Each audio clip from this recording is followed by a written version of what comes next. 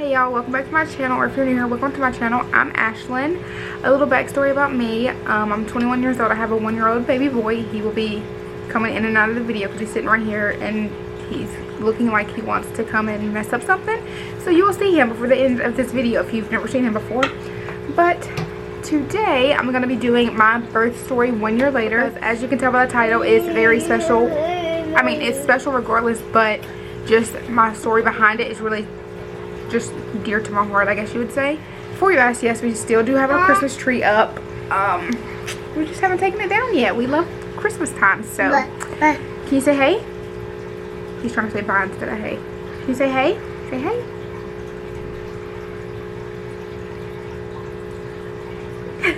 Okay, so before I get started, go ahead and give this video a big thumbs up. Turn your post notifications so you never miss a video. Follow all of my socials down below.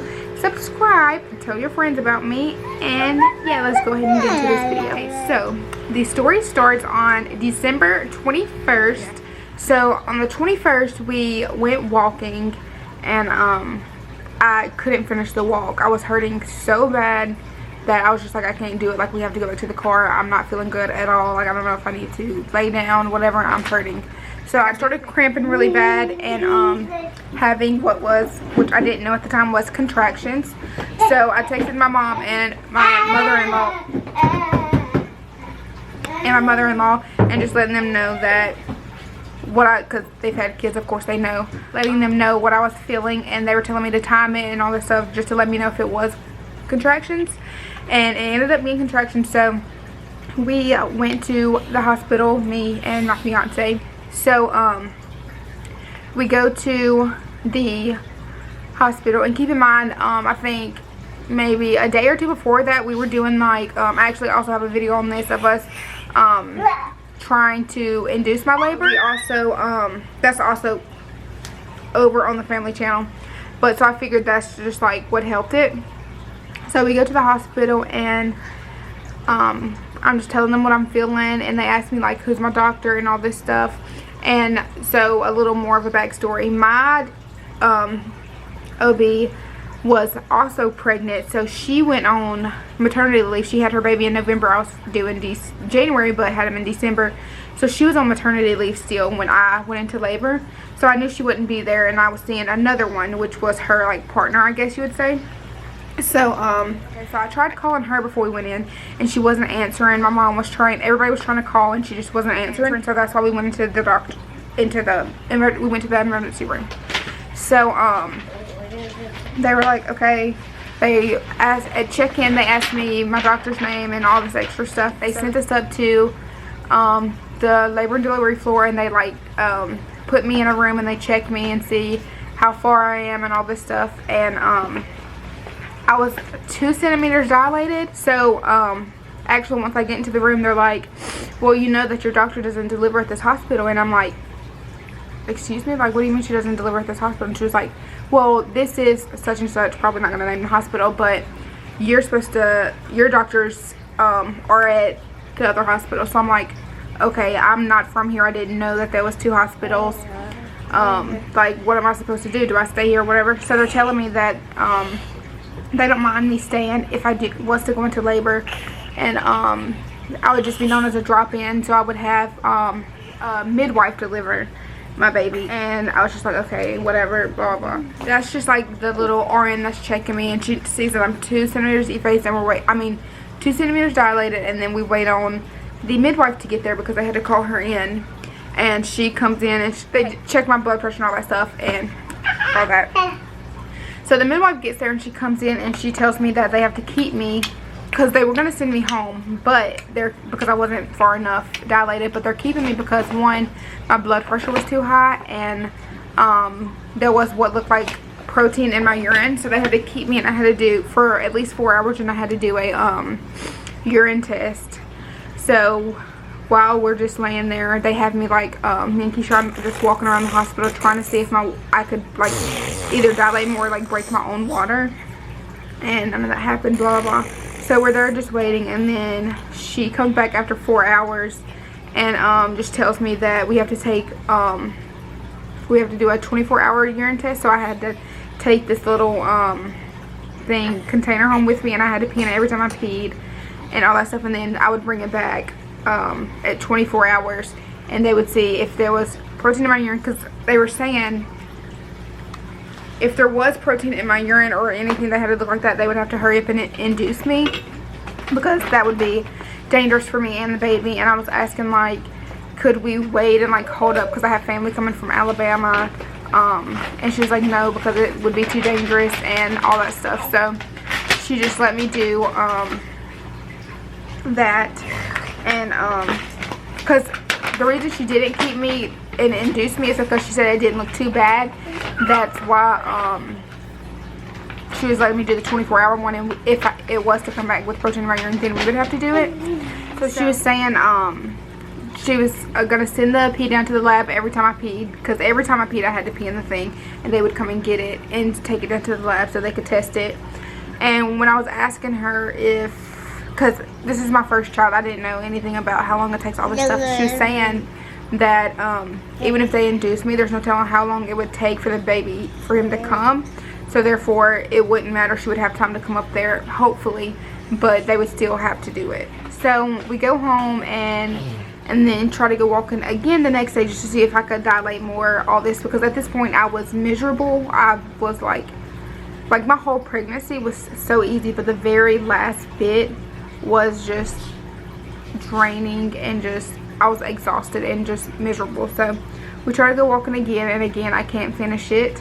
So and I'm hurting really bad. So we go back home, and I go to pee, and my something comes out in my pee. So I'm like, okay, what is this? So I call my mom, and she tells me to send her a picture of what it is, and it was my mucus plug. So my mucus plug falls out, so my mom's like, okay, well now this time y'all need to go to the right doctor, where your doctor's gonna be knows you, because she's been the one checking you and all this stuff.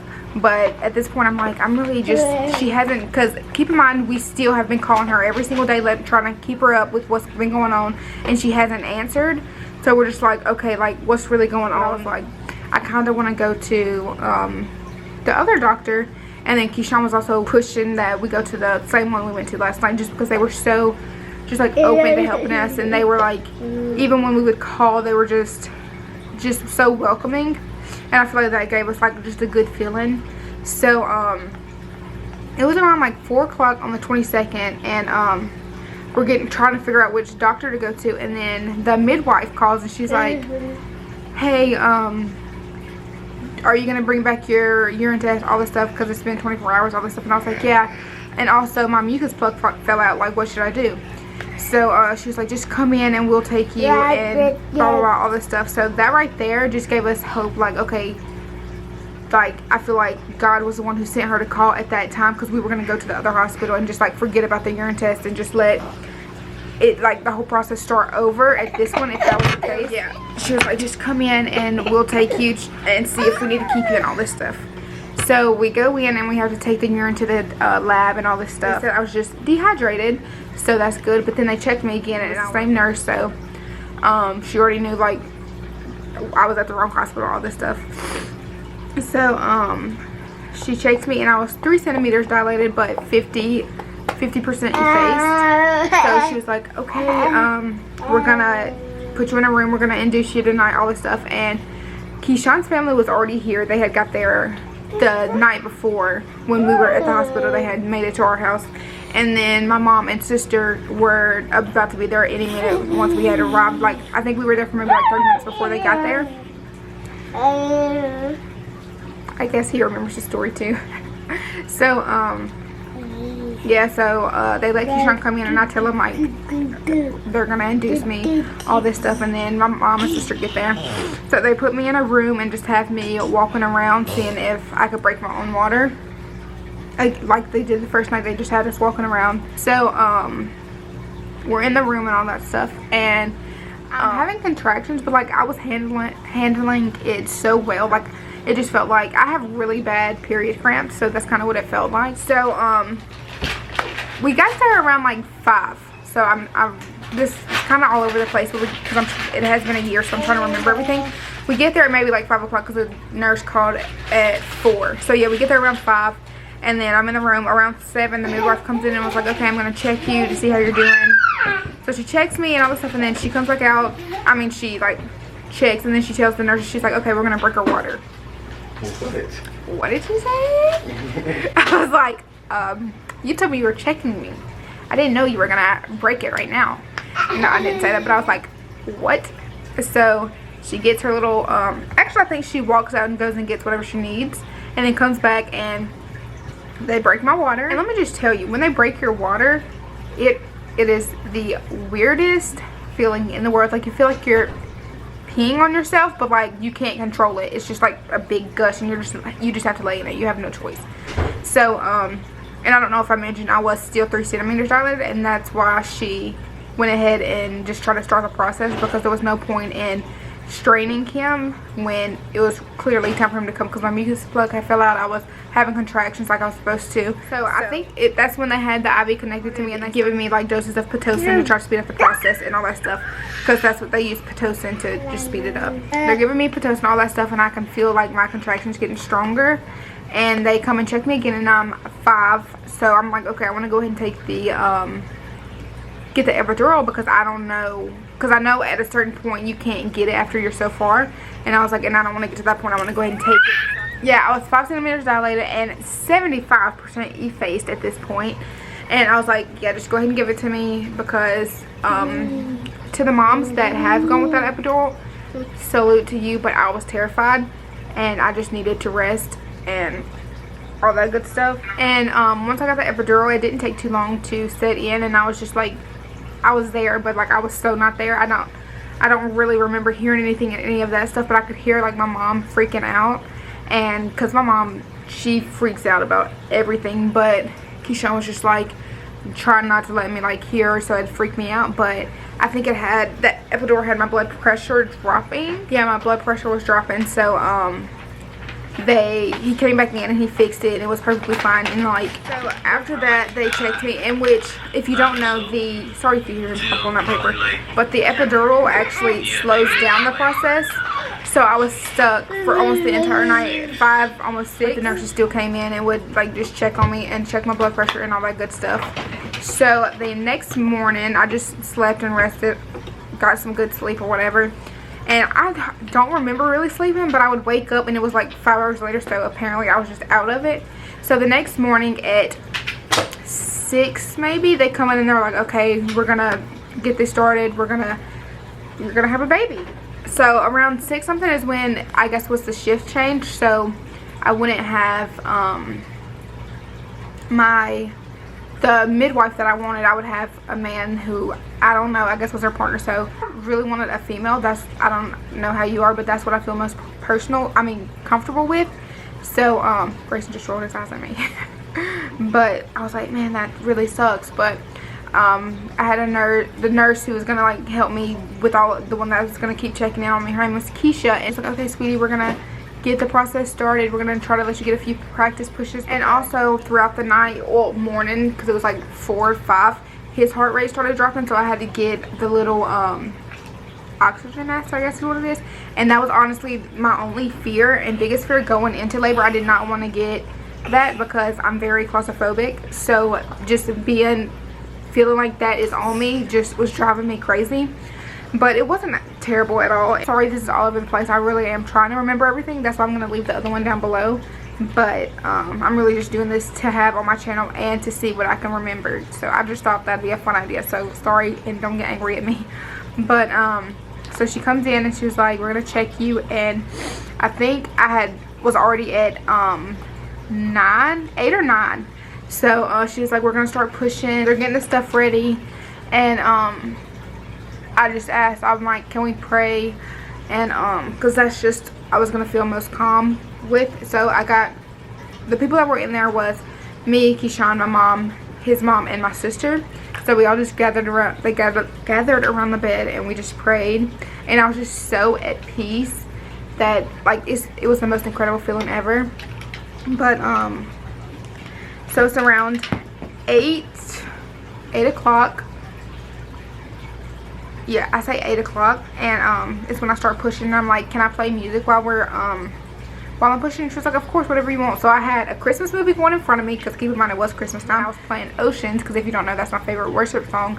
So I was playing Oceans in the background, and my nurse was telling me, Keisha, the nurse, she was saying how special that song was to her, because she adopted her son from Peru, and that's what song they played to get them in the right mindset, and that it just meant so much to them. And her son's name was also Grayson. So I just thought that was crazy. I feel like I will insert a video, actually, because I do. My mother-in-law got a video of it. Reveal things to you. Well, this room is revealing a lot to me, because my son is Grayson, and we adopted a little boy from Peru this year, and that was the song that my husband and I listened to get us focused on what we were going to do. Yeah. This is why I love my job. Right. Because that's who he is to me. Aww. And this is a miracle every single time. Right. Yeah. Well, we thank God for you. Yeah. But I just feel like it's so crazy how God had like so little people in one room, but his presence felt so big and everybody felt it, and it was just an undescribable feeling. That right there is what set the whole mood for my labor. Like, everybody in there was crying, and I just felt so at peace, and I just felt like this is the hospital I was meant to be at. I was meant all of this, like the wrong hospital, and my doctor not answering was all for a reason. I was meant to be at this when I was meant to have that story be told, to have that story with that nurse and just that experience. And it was just incredible. So I start pushing at 8 o'clock, and we did a little practice round or whatever, and then the midwife comes in, because you do the practice pushes with your nurse, and then the doctor comes in. So the midwife decided she wanted to come back and be a part of it. She said she didn't want to miss out on it. She was the one who wanted to deliver the baby, just because she's been there with me. So she decided, took the kindness out of her heart to come, and that also was just so amazing to me, how God just works through so many other people. And so she comes, and we start pushing, and at 8:43 is when Grayson was born. So I pushed for I was in labor for about 15 hours and pushed for 40 minutes.